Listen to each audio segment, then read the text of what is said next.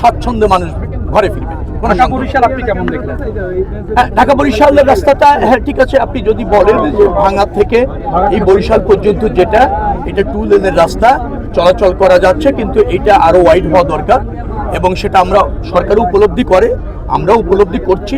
আর এবার এসে সরাসরি দেখে গিয়েছে, ডেফিনেটলি এই ব্যাপারে আপনারা সুসংবাদ পাবেন যে দ্রুততম সময়ের মধ্যে কিভাবে কাজটা শুরু করা যায় সেই পরিকল্পনা সরকার আছে। মনে রাখা দরকার, বর্তমান যে সরকারটি ক্ষমতায় আছে জনগণ কর্তৃক নির্বাচিত সরকার, এই সরকার উন্নয়নটা নিশ্চিত করতে চায়।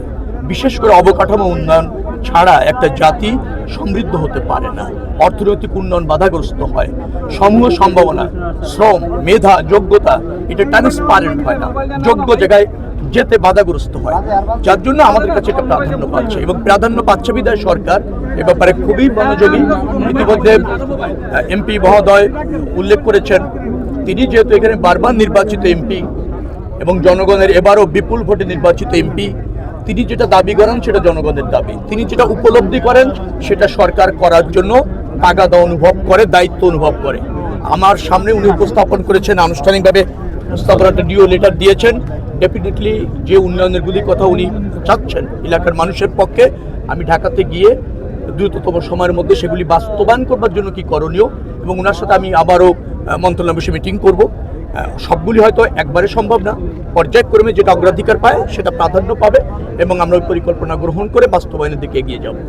লাস্ট কোশ্চেন, ঢাকা বরিশাল নৌপথ এটা আসলে গুরুত্বপূর্ণ একটি রুট, অনেকগুলো নদী ডুবোচরের কারণে বন্ধ হয়ে গেছে, নৌপথ নিয়ে আপনার কি পরিকল্পনা? আমরা প্রায় 7,500 কিলোমিটার নৌপথ নিয়মিত ড্রেজিং করে সচল রাখি। এই মুহূর্তে 1200 কিলোমিটার নৌপথ খনন কাজ চলছে, 4,500 কিলোমিটার আগামীতে নেওয়ার আমরা পরিকল্পনা নিয়েছি।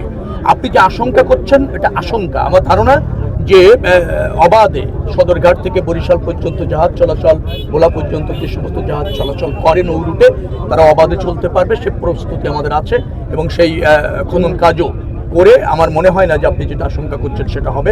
অবাধে নৌ বা জাহাজ চলাচল অব্যাহত থাকবে এবং নিঃসংকোচে থাকবে, কোনো বাধা ছাড়া থাকবে।